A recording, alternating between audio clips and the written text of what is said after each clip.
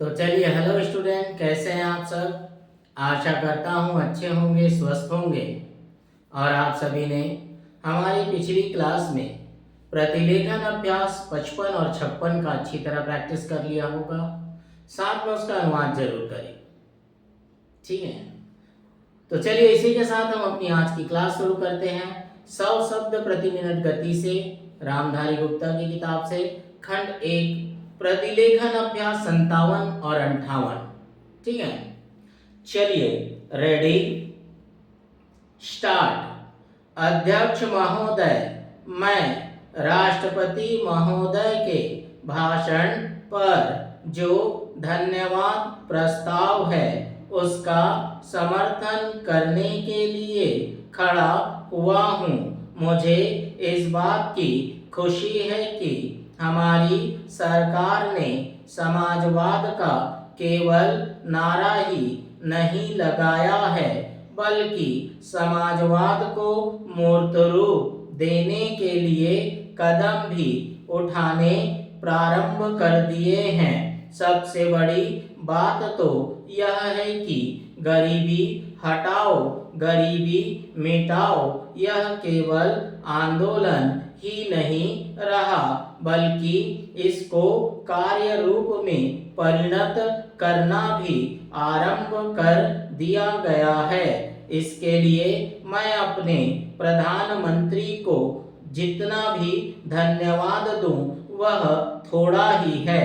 मुझे आपसे यह भी कहने का साहस हो रहा है कि सरकार ने इस समय हमारे पहाड़ी क्षेत्रों को पूर्ण राज्य का दर्जा दे दिया है। आज तक तो वे बिल्कुल पिछड़े हुए थे। मैं आपसे यह कहने का भी साहस कर रहा हूँ कि पहाड़ी और सीमा के क्षेत्रों को राज्य का अधिकार तो दे ही दिया गया है। उनको यह अवसर भी दिया गया है कि वे अपने पिछड़े हुए इलाके को उन्नत बनाने के लिए स्वयं प्रयत्न करें और अपने पैरों पर खड़े हों। लेकिन मुझे बड़े दुख के साथ आपके सामने यह कहना पड़ रहा है कि हमारे उत्तर प्रदेश के जो पहाड़ी जिले हैं वे आज भी बहुत ज़्यादा पिछड़े हुए हैं और उनको कोई देखने वाला नहीं है। मैं सरकार का ध्यान इस बात की ओर दिलाना चाहता हूं कि कुछ दशक पहले इसी दिल्ली में पहाड़ी इलाकों के सैकड़ों भूमिहीन किसानों का एक बहुत बड़ा जुलूस निकला था और उन्हें हमारे राष्ट्रपति ने आश्वासन दिया कि उनकी भूमि समस्या हल करने के लिए वे उत्तर प्रदेश की सरकार को लिख रहे हैं। लेकिन आपको सुनकर आश्चर्य होगा कि कई वर्ष बीत गए हैं, किंतु एक चप्पा भूमि भी किसी भूमिहीन को आज तक नहीं दी गई है। हमारे भूमिहीन किसान कभी जेल में सड़ते हैं और कभी कहीं मारे फिरते हैं, लेकिन भूमि उन्हें नहीं मिली। पैरा, इसी प्रकार मैं आपको यह भी बता देना चाहता हूं कि एक बार हमारे मुख्यमंत्री जी ने भी लिखा था कि हमारे उत्तर प्रदेश के जो पहाड़ी जिले हैं वे पूरी तरह से पिछड़े हुए हैं। इसके अलावा एक बार हमारे प्रधानमंत्री जब यहाँ दौरे पर आए थे तब उन्होंने एक सार्वजनिक सभा में भाषण दिया था। पैरा, उपाध्यक्ष महोदय, अपने भाषण में उन्होंने कहा कि मैंने आज तक ऐसी गरीबी के दर्शन नहीं किए जैसा कि मैं देख रहा हूँ। ऐसी गरीबी जब हम स्वतंत्र नहीं थे तब अवश्य देखने को मिलती थी, लेकिन स्वतंत्रता के पश्चात मैं पहली बार ऐसी गरीबी देश के किसी भाग में देख रहा हूँ। देश के विकास के काम को बढ़ाकर ही ऐसी गरीबी हम हटा सकते हैं। सरकारी उद्योगों की स्थिति अजीब है। हर संभव कोशिश से और सद्भाव बनाकर सरकारी उद्योगों के कर्मचारियों को आप अच्छा वेतन देते हैं और उन्हें रहने का अच्छा स्थान देते हैं, फिर भी घाटा होता है और देश का नुकसान होता है। कारण क्या है?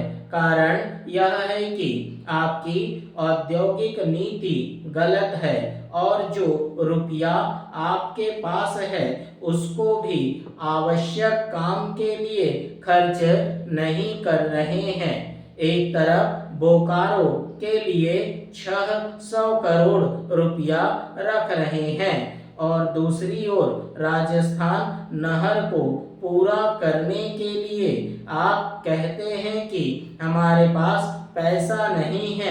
एक और महाराष्ट्र के अंदर आप नई चीनी मिलें खोल रहे हैं और दूसरी ओर उत्तर प्रदेश और बिहार के अंदर कारखाने बंद हो रहे हैं या जो उनकी क्षमता है उस पर पूरे तौर पर काम नहीं कर रहे हैं। यह कोई औद्योगिक नीति नहीं है। पैरा इसलिए यह कहना ठीक नहीं है कि हमारी औद्योगिक नीति सफल हुई है। मंत्री महोदय कहते हैं कि वे सिंचाई के लिए एक सिंचाई आयोग बनाएंगे। अच्छी बात है, मगर सिंचाई की क्या हालत है हमारे देश के अंदर, यह भी तो देखिए। जिस समय हमारे देश में कोसी बांध का काम शुरू हुआ था उस समय पाकिस्तान ने एक बांध पूरा कर लिया था, वहां उससे सिंचाई हो रही है और हमारे यहाँ इसका काम आधा भी नहीं हुआ है। राजस्थान नहर शुरू हुए कितने वर्ष हो गए हैं परंतु अभी भी वह बनी नहीं। हमारे यहाँ कोई ठीक तौर तरीका नहीं है। मंत्रियों और सांसदों के मकानों के लिए करोड़ों रुपए निकल सकते हैं, मगर देश के उद्योग के लिए, देश के किसान और मजदूर के लिए जो रुपया चाहिए वह नहीं मिल सकता। उसके लिए रुपया नहीं दे सकते हैं। यह कोई उद्योग नीति नहीं है, यह एक खिलवाड़ किया जा रहा है। मैं कल सदन को बतला रहा था कि कुछ सड़कें विश्व बैंक की सहायता से बनने वाली थी। ठीक है, तो चलिए ये रहा हमारा डिक्टेशन। प्रतिलेखन अभ्यास 57-58 100 शब्द प्रति मिनट की गति से। ठीक है, इसकी आप अच्छी तरह प्रैक्टिस कीजिए, साथ में अनुवाद जरूर करते रहिए ताकि आपको आपकी गलतियां पता चल सके। ठीक, तो चलिए इसी के साथ हम अपनी आज की क्लास समाप्त करते हैं। मिलते हैं अगले अभ्यास में प्रतिलेखन अभ्यास 59 और 60 के साथ। ठीक है, चलिए आज इतना।